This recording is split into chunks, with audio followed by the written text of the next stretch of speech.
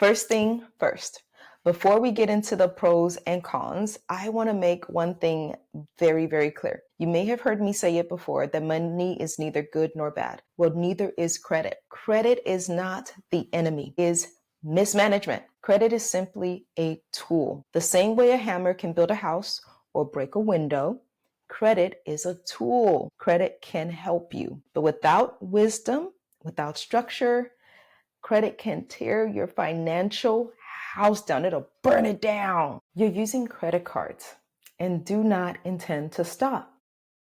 But you want a financial coach that completely understands that and can answer your question, your unspoken question. Is credit actually bad? Or does it just depend on how I use it? I am Foluke Olayale with Hand in Hand Consulting. Last week, we talked about the history of credit and how credit started as trust, relationship, but slowly turned into transaction, bondage. Today, I'm breaking down the pros and the cons of credit so you can use it wisely, confidently, and without losing your peace. Lace up your shoes. We're going on a money walk and talk. Let's go. You ready? I'm ready.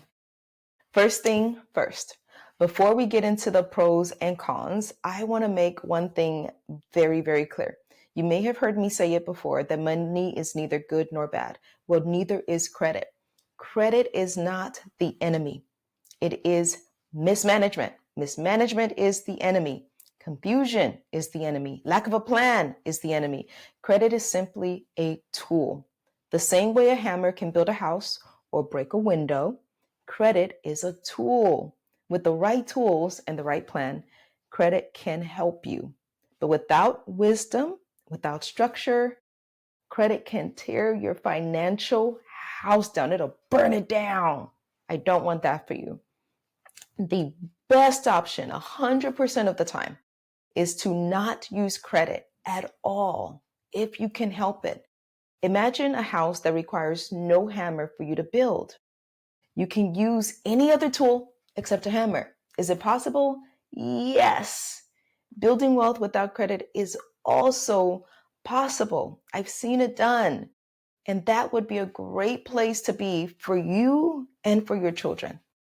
But the reality is that most of us used credit, are using credit, and may need to use it in the future.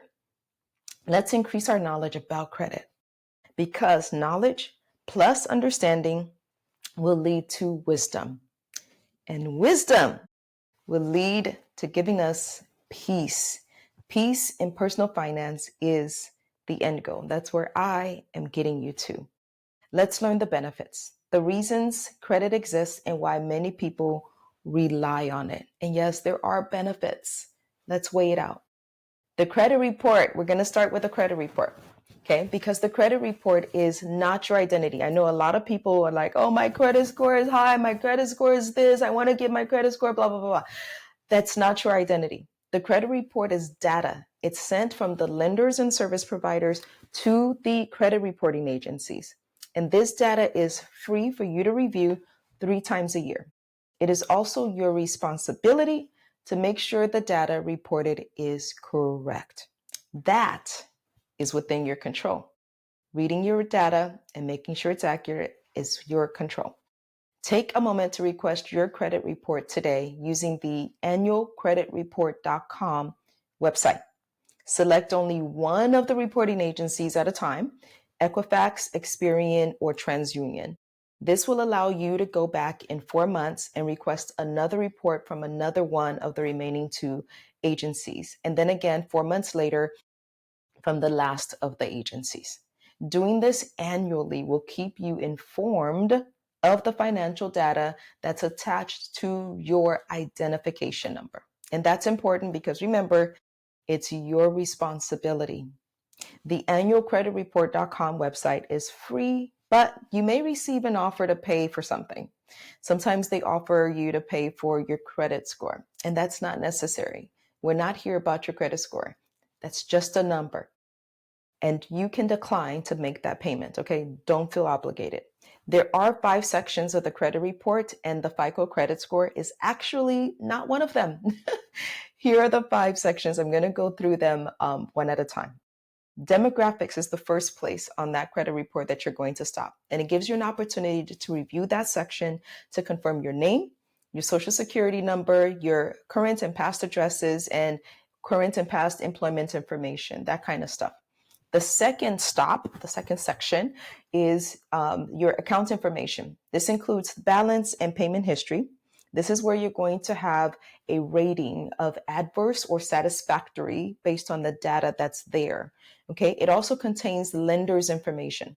Sometimes the names appear a little differently than who you thought you were borrowing money from. Just make sure the other information is accurate, okay, and then update your own information. This section shows your current balance and the date that it was effective, whether they ran it last week, last month, you have a number. And it shows the highest balance at any time in the past 3 years, along with any past due payments and late payments. It shows whether the account is paid or if you're paying as agreed with that lender. And it lists if the account is one of the 2 types of credits, installment or revolving. We talked about that in my other video. See my video on the history of credit for an explanation of the difference between installment and revolving. You will also see the open date and the close date if the account is closed. This section is color-coded, so you can easily see what's adverse. That means what's negatively impacting your report, what's viewed as negative, and what is satisfactory, which is what's neutral or viewed as positive. So let me reiterate this. The credit report is calculating based on the past 3 years of data. And the data prior to that may be displayed. You'll see it, right? If you've had an account open for 10, 20 years, but the information is not calculated into the report as adverse or satisfactory, nor does it impact your credit score. Reminder, if there is an error in this section, whose responsibility is it? Yours. Very good. It's your responsibility to report it and get it corrected. And no, you do not need to pay somebody to correct that for you. All you have to do is request the correction through the same website, annualcreditreport.com. And that, by the way, is the official site that is authorized by the federal law. Federal law made it possible for us to look at our information. So take advantage of it. You can also get weekly reports for free, which can be useful if you're monitoring like recent changes. The annual report, though, FYI, is more comprehensive and covers a longer period of time. Okay, inquiries, that's the third section. In this section, you're going to find the list of the creditors that you authorize to check your credit report. Inquiries that you did not authorize, inquiries that you do authorize do impact your credit score.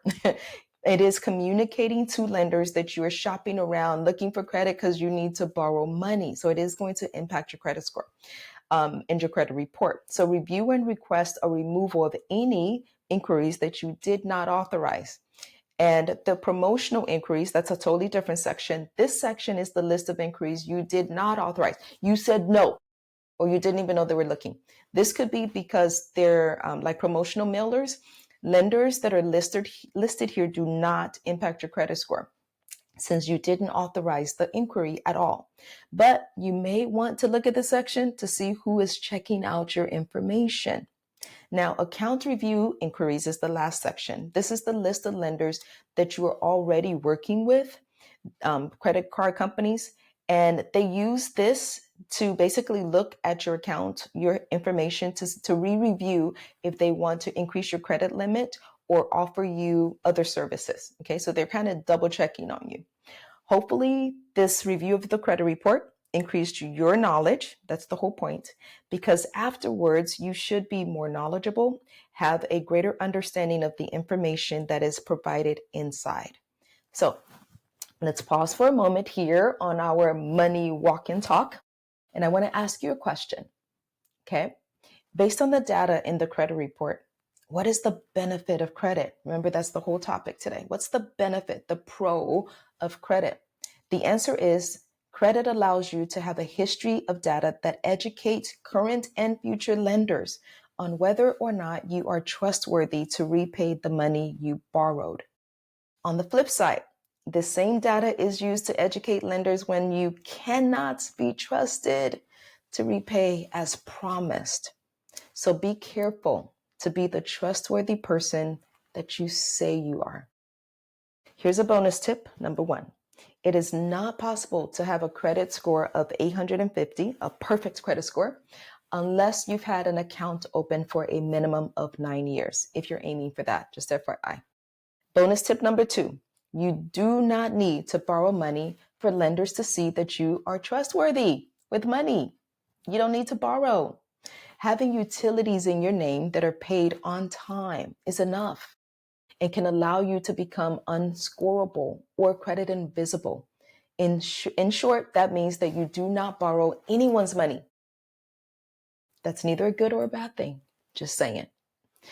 On to the second benefit of credit.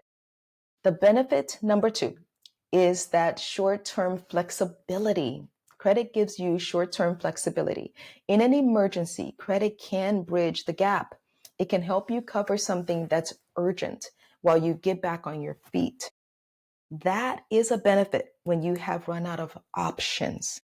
But be very, very careful not to be blinded to other options. Delaying a purchase, putting off a home repair, or saving up for an event are real options. Check that you do not have blind spots or an adverse reaction to working that makes short-term flexibility a benefit for using credit card. It only appears to be a benefit when you've run out of all other options. So here's the question. When is credit card an option for an emergency? When absolutely every other option has been investigated and pursued and you've run out of time. All right, benefit number 3. The benefit is the reward card, travel rewards, cashback rewards, point systems, all of that can genuinely save you money on hotels, flights, all of that good stuff, right? But, big but, only if you're paying off that card every single month in full. And the reality is that credit card rewards are an example of the 80-20 rule. Here's how that works and how it applies to this. It means that 80% of people using rewards cards are funding the programs by paying higher prices and fees, incurring fees, whereas 20% of those using the rewards points, the extremely wealthy, those with annual incomes exceeding 150, 250,000, those are the people who actually are benefiting from the perks and not paying any of the fees. According to the Federal Reserve.gov, the reward system redistributes wealth with 15 billion shifting from lower income people to higher income groups every year. These are the statistics that remind us that rewards benefits don't impact everyone the same. So here's the question. Based on the Federal Reserve.gov, what is the benefit of credit card rewards points? The answer? To redistribute wealth to the higher income groups, those already making a lot of money, higher income, and a lot of wealth. I haven't even touched on the cons.